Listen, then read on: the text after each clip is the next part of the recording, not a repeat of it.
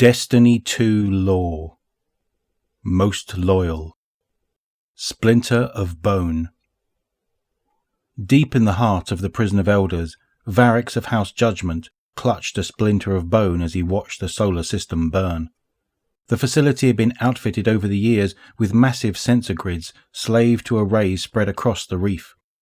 They gave him a detailed analysis of the Red Legion's fury. The light from the monitors was the only illumination in the room as his arms flew across the controls.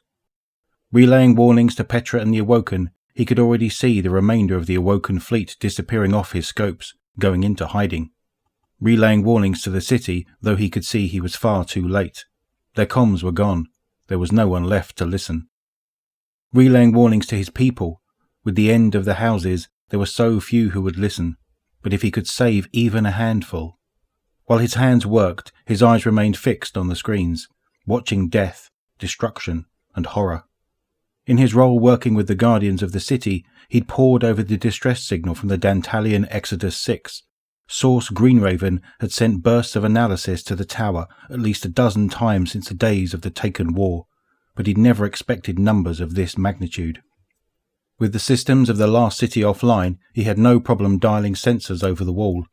He'd been able to see with clarity the home of humanity with a resolution where he could make out parks and lakes and marketplaces.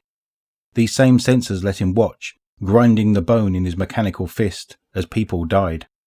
As the great machine was yoked, as the Guardians fell. Scrambling, he alerted the crows, but something went wrong.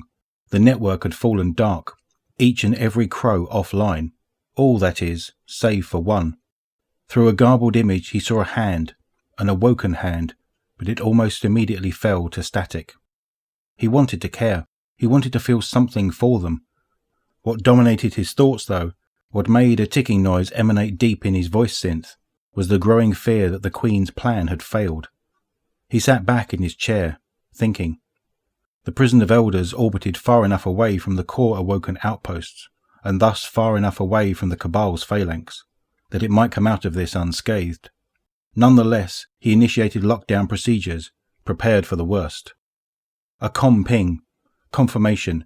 Petra Venge and the limited forces at her command evacuated what settlements they could and disappeared into the nooks and crannies of the reef. She would be unable to send help to the prison. First House Judgment, then House Wolves, then Kel Marasov. Now he could feel the rest of his adopted people slipping away from him.